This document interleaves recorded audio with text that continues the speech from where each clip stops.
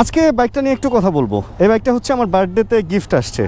জন্মদিনে কেউ bike gift করতে পারে, এটা কি আসলে চিন্তা করছি আমরা কখনো, বা আমি তো কখনো চিন্তাই করি নাই যে আমার বার্থডেতে কোনো দিন বাইক গিফট আসবে। আর বাইকটা হচ্ছে পালসার N250 250 সিসি, বাংলাদেশে এখনকার এই অবস্থায় সবচেয়ে বেশি সিসির বাইক হচ্ছে এটা।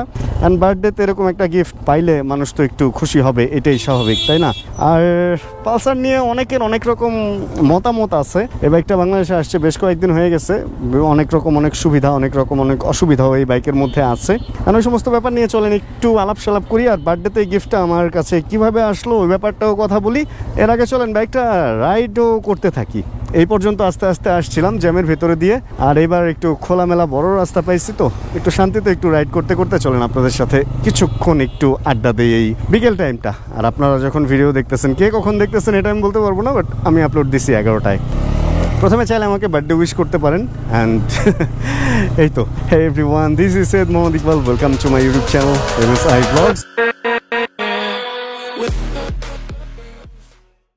আর আমি আমার নাম, আমার চ্যানেলের নাম ইদানিং বলি না বলতে গেলে, কারণ ইদানিং ভিডিও আবার চুরি হয়, বুঝছেন। সেম আমার ভিডিও চুরি করে দেখি যে অন্য ডাউনলোড করে অন্যান্য মানুষ আবার নিজের চ্যানেলে আপলোড দেয় বা নিজের পেজে, এই জিনিসগুলো হইতেছে। যাক, রাইট ম্যানেজার অন করা আছে, সে ইনকাম করতে পারবে না, ইনকাম আমার কাছেই আসবে।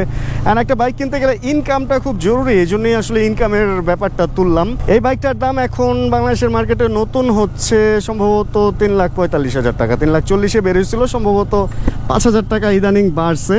অ্যান্ড যেটা বলতেছিলাম শুরুতেই, বাইকটা হচ্ছে বাংলাদেশের মার্কেটে এখনো পর্যন্ত সবচেয়ে বেশি সিসির বাইক। অ্যান্ড বাইকটা আমার প্রথম থেকে বেশ প্রিয় ছিল, বাট পালসার আসলে নিব না এরকম একটা ব্যাপার স্যাপার মনের ভিতরে খেলতেছে, এই জন্য এতদিন নেওয়া হয় নাই। এবার চলেন প্রথমে বলি কোনটা, প্রথমে কি সুবিধা অসুবিধা নিয়ে একটু কথা বলি। আচ্ছা, এই বাইকটা আসার পর অনেকে এটা টপ স্পিড এই সেই এগুলা নিয়ে ট্রাই করছে। অনেকেই ভাবছে যে অন্যান্য যেই স্পোর্টস বাইকগুলো আছে, যেমন বাংলাদেশে GSXR আছে, বাংলাদেশে R15 আছে, R15 AM বা ভার্সন 3-4, বাংলাদেশে CBR আছে, বা অন্যান্য যে স্পোর্টস বাইকগুলো আছে ওইগুলোর সাথে এটার তুলনা অনেকেই টানছে যে এটা 250 সিসি আর ওগুলা 150 সিসি সেগমেন্টের, তাহলে ওইগুলার টপ স্পিড কিভাবে এটার কাছাকাছি বা এটার চেয়ে বেশিও চলে যায়। এই ব্যাপারটা নিয়ে মূলত হচ্ছে সিসির উপরে স্পিড না, ওই বাইকগুলো হচ্ছে স্পোর্টস বাইক, ওইগুলা তো একটু ওইরকম স্পিডের দিকে একটু বেশি পারফরমেন্স দিবে, এটাই হচ্ছে নর্মাল। আর এগুলা হচ্ছে কমিউটার সিরিজের বাইক, এন্ড এইগুলা সব ধরনের রাস্তায় আপনাকে একটা বেটার পারফরমেন্স দেওয়ার ট্রাই করবে, এই জন্য হচ্ছে এই বাইকগুলা। অ্যান্ড এটার সিসি যত বেশি হবে পারফরমেন্স তত হাই পাবেন, এটাই নর্মাল। এটা নিয়ে পাহাড়ে যান যে শান্তিটা পাবেন, একটা GSXR নিয়ে গেলে বা R15 নিয়ে বা CBR নিয়ে যদি যান তাহলে ওই শান্তিটা আপনি অবশ্যই পাবেন না, এই হচ্ছে ব্যাপার। আর অন্যান্য সুবিধা অসুবিধার ব্যাপার যদি বলেন, একটা বাইক নতুন বাংলাদেশে আসছে, কিছু প্রবলেম, কিছু ভালো, কিছু মন্দ দিক এটা থাকবেই। অ্যান্ড ওই সমস্ত দিকগুলা নিয়ে এটার একটু পর্যালোচনা বা একটু পর্যবেক্ষণ করার জন্যই এই বাইকটা আমার নেওয়া। রিসার্চ বলে যেটাকে, ওইটা করার জন্য আসলে এই বাইকটা আমার নেওয়া। কারণ এর আগে আমি এই বাইক চালাইছি হয়তো সপ্তাহখানেক বা একটা রাইড বা 2টা রাইড এরকম, কিন্তু খুব বড় পরিসরে এই বাইকটা আমার চালানো হয় নাই। আর আমি শুনতেছি যে এই বাইকে অনেকে এই ধরনের কিছু প্রবলেম পাচ্ছে, যে ABS ফাংশন মিস করে, হয়তো নষ্ট হয়।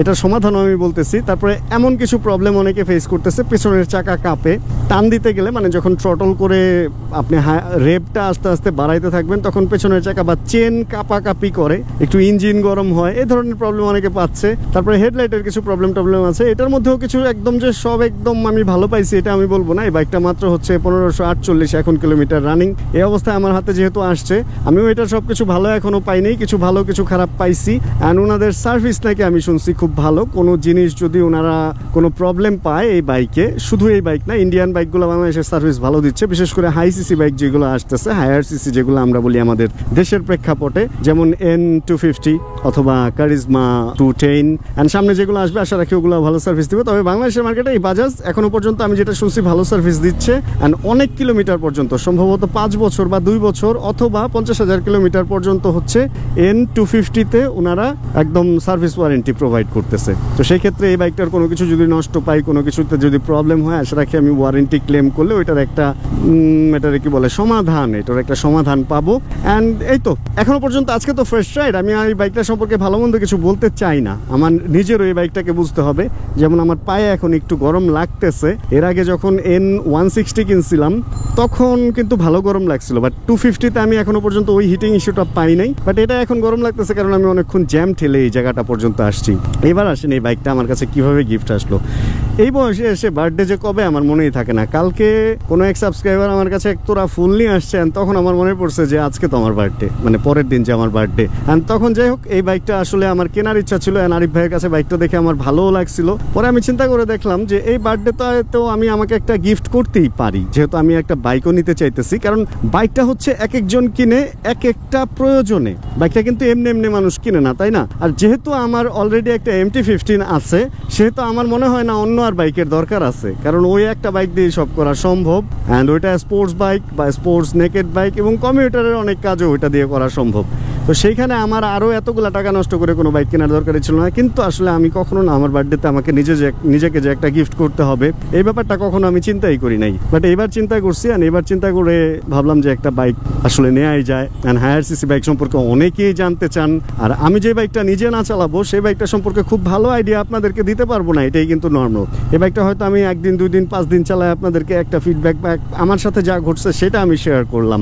কিন্তু রিয়েল টাইম না চালাইলে, এটা যখন ব্রেক প্যাডটা ক্ষয় হবে, ওটা যদি আমি চেঞ্জ না করি তাহলে বলতে পারবো না কত কিলোতে চেঞ্জ করতে হয়। এটার ক্লাচের তার নষ্ট হলে তখন আমি বলতে পারবো। এটার ব্রেক ফ্লুইড বা ব্রেকের অন্যান্য অ্যাডজাস্টমেন্ট, মাস্টার সিলিন্ডার অথবা ক্যালিপার, এগুলা কিরকম কি সার্ভিস বা এক্সেলেটরের কেবল টেবল, এগুলা না ইউজ করলে বলা সম্ভব না। এই জন্যই আসলে বাইকটা নেওয়া, যে এগুলা নিজে একটু ইউজ করে আপনাদের সাথে N250-র ব্যাপার স্যাপারগুলা শেয়ার করি। আর এইখানে কোম্পানির কোনো হাত নাই, এই বাইকটা আমাকে কোনো কোম্পানি থেকে দেয় নাই বা কোনো স্পন্সরশিপের ব্যাপার নাই।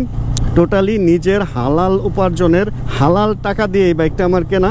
সো একদম রাইট ইনফরমেশন দেওয়ার ট্রাই করব, যেই ঘটনাগুলো আমার সাথে ঘটে, অ্যান্ড সার্ভিসের ব্যাপারগুলোও আপনাদের সাথে শেয়ার করার ট্রাই করব। অলরেডি আমি একটা জিনিস যেটা জানতে পারছি, আমার এই বাইকটা নেওয়ার পরে পানি মারার কারণে সামনে ডিআরএলগুলো জ্বলতেছিল না। অ্যান্ড আমি লোকাল আমাদের সার্ভিস সেন্টারে দেখাইছি, ওনারা বলছে যে ওয়ারেন্টি ক্লেম করার জন্য তেজগাঁও ওনাদের যে মেইন সার্ভিস সেন্টার ওইখানে যাওয়ার জন্য। এই একটা ব্যাপার আমি শুরুতেই জানতে পারছি যে আসলে যদি ওয়ারেন্টি ক্লেম করতে চান তাহলে লোকালি যে সার্ভিস সেন্টারগুলা, ওইগুলাতে গেলে কাজ হবে না, আপনার যাইতে হবে গ্লোবাল সার্ভিস সেন্টারে। গ্লোবাল বলতে আসলে আন্তর্জাতিক গ্লোবাল বলি নাই, ন্যাশনাল বাংলাদেশের জন্য যেটা ওদের মেইন সার্ভিস সেন্টার, সেটা হলো তেজগাঁয়ে। আর আমি হয়তো যদি দেখি যে পানি শুকানোর পরে ওইটা ঠিক না হয়, তাহলে ওইখানে নিয়ে যাবো, আর দেখবো যে ওনারা কি সমাধান দেয়। আর প্রবলেম যেগুলোর কথা বলতেছিলাম, ওইগুলাও কিন্তু আমি মানুষের কাছে শুনে আপনাদেরকে বলতেছি। আর একটা বাইক আসলে ভাই ওইটার সমস্যা হইতেই পারে, সমস্যা থাকতেই পারে। আপনি বাংলাদেশের সবচেয়ে যেটা জনপ্রিয় বাইক, ওইটাও যদি নেন, ওইটার মধ্যেও অনেকগুলো সমস্যাই পাবেন। কিন্তু ওইগুলা চলতে চলতে বলতে বলতে মানুষ ইউজ করতে করতে অভ্যস্ত হয়ে গেছে। এখন এই বাইকটাও চলতে চলতে অভ্যস্ত হয়ে যাবে। নতুন আসছে তো, এখন দেখা যায় বাইকিং গ্রুপগুলাতে এটা নিয়ে কোনো পোস্ট, বাজে পোস্ট দেখলেই আমাদের মাথায় আসে যে আসলে কি বাইকটা খারাপ বা বাইকটা ভালো। তবে আমি একটা জিনিসই বলবো, এই দামের মধ্যে এরকম একটা সিসি সেগমেন্টের bike, dual channel ABS and মোটামুটি সব ফ্যাসিলিটিসই আছে, FI একটা বাইক যদি আমি বা আপনি কিনেন, তাহলে আমার মনে হয় যে কোনো দিক থেকেই ঠকা যাওয়ার কোনো চান্স নাই। এটা ওভারঅল একটা ভালো ডিল, এরকমটা আসলে আমার মনে হয়। তারপরে বাকি যারা এই বাইকটা কিনবে, এটা সম্পূর্ণ তাদের ব্যাপার, যারা কিনবে না এটাও সম্পূর্ণ তাদের ব্যাপার। কারণ আমি একটা মানুষকে তো বাইক কিনতে বলতে পারি না যে আপনারা এই বাইকটা কিনেন। অ্যান্ড ফুয়েলের যে ব্যাপারটা, গতবার আমি এই বাইকটা যখন চালাইছি সব কিছু আমার ঠিক ছিল, বাট ফুয়েলে যে কত কিলো যায় এই ব্যাপারটা আমি কোনোভাবেই আমি শেয়ার করতে পারি নাই। কারণ দেখা গেছে আমি 500 টাকার ফুয়েল ঢুকাইছি, মোটামুটি শেষ হয়েছে, আবার 500 টাকার ঢুকাইছি, মাপই নাই। কিন্তু এবার যেটা মজার ব্যাপার, এবার হচ্ছে আজকে হয়তো রাতে, ওইটা হয়তো ভিডিওতে দেখাইতে পারবো না, এই বাইকটার ফুয়েলটা ফুল করে ফেলবো। অ্যান্ড ফুল ট্যাঙ্ক শেষ, হাফ ট্যাঙ্কে নামার পরে আবার যখন ফুল করব, তখনই আপনাদেরকে বলতে পারবো যে এটার মাইলেজ কীরকম পার লিটারে, কিলোমিটার পার লিটার, মানে কত হয় 1 লিটার তেলে কয় কিলোমিটার আমরা চালাইতে পারি। অ্যান্ড যদি এটা কিছুদিন আর কয়েকদিন চালানোর পর ইঞ্জিন অয়েলটা ড্রেন দিয়েই বের হয়ে যাব কোনো একদিকে, কারণ এটা নিয়ে আমার লং ট্যুর করারও ইচ্ছা আছে। এই বাইকের লং ট্যুর এক্সপিরিয়েন্সটাও ইচ্ছা আছে যে আপনাদের সাথে যাতে শেয়ার করতে পারি। তবে ভাই যেই মজা সাসপেনশন অ্যান্ড এই যে টান দিলে যে একটা মনে হয় যে নৌকায় উঠছি, এরকম যে একটা দুলদুলানি, মানে যেহেতু এটা একটা কমিউটার বাইক, MT-15-এ কিন্তু এই মজাটা আবার পাবেন না। কিন্তু MT-তে যেটা পাবেন ওটা আবার এটাই পাবেন না। এইটা চালাইতে গেলে আপনি যখন টান দিবেন, বড় টড়ো ঝাঁকিতে এটা দুলবে, এমন করবে। কিন্তু স্পোর্টস বাইক আসলে অনেক পাওয়ারফুল থাকে, ওইটার ব্যাপার অন্য। ওইটা আবার দুলবে না, ওইটা আবার একটু স্টিফ থাকবে, একটু টাইট থাকবে। থাকবে। স্পোর্টস বাইকের সাসপেনশন একটু টাইট থাকে অ্যান্ড কমিউটার বাইকের সাসপেনশন একটু ঢিল থাকে, এটাই নর্মাল। এক এক বাইকের কিছু কিছু ব্যাপার আছে, যাকে এই হলো ব্যাপার। অ্যান্ড বার্থডে গিফট আর বাইকের ব্যাপারে সবকিছুই তো বললাম। তাহলে আজকের ভিডিওটা থেকে বিদায় নিয়ে নেই, কারণ আমি আজকে প্রচন্ড পরিমাণ টায়ার্ড। বাট মনে হচ্ছিল যে বাইকটা যেহেতু কিনছি আপনাদেরকে একটু আপডেট দিয়ে দিই, আসলে বাইকটা কেন কিনছি বা কি কাহিনী বা কিভাবে আসলো বাইকটা আমার কাছে।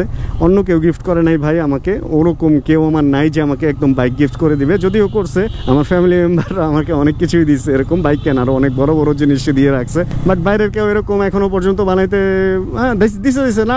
আমাকে অনেকে অনেক গিফট দিচ্ছে, আমি অনেক দিচ্ছি, কাউকে আমি ছোট করবো না। বাট বাইক এখনো বাইরে থেকে কেউ আমাকে গিফট করে নাই, আর আমি চাইও না আমাকে কেউ বাইক গিফট করুক, কারণ অনেক টাকার ব্যাপার। এত টাকা আমার জন্য কেউ খরচ করুক এটা আমি চাই না। যাক, তাহলে আজকের ভিডিও থেকে বিদায় নেই। হোপ করতেছি ভিডিওটা আপনাদের ভালো লাগছে। যদি ভিডিওতে কোনো কিছু ভালো লাগে, ছোট্ট কোনো কিছু একটা লাইক দিয়ে দিন। চ্যানেলে নতুন হলে প্লিজ সাবস্ক্রাইব করে আমাদের ফ্যামিলি মেম্বার হয়ে যান। আর দেখা হচ্ছে তাহলে এরকম ভিডিও সামনে আবার, আর যতক্ষণ পরবর্তী ভিডিও নিয়ে আমি আসতেছি, ততক্ষণ ইনশাআল্লাহ আমরা থাকবো ভালো, আমরা থাকবো সুস্থ এবং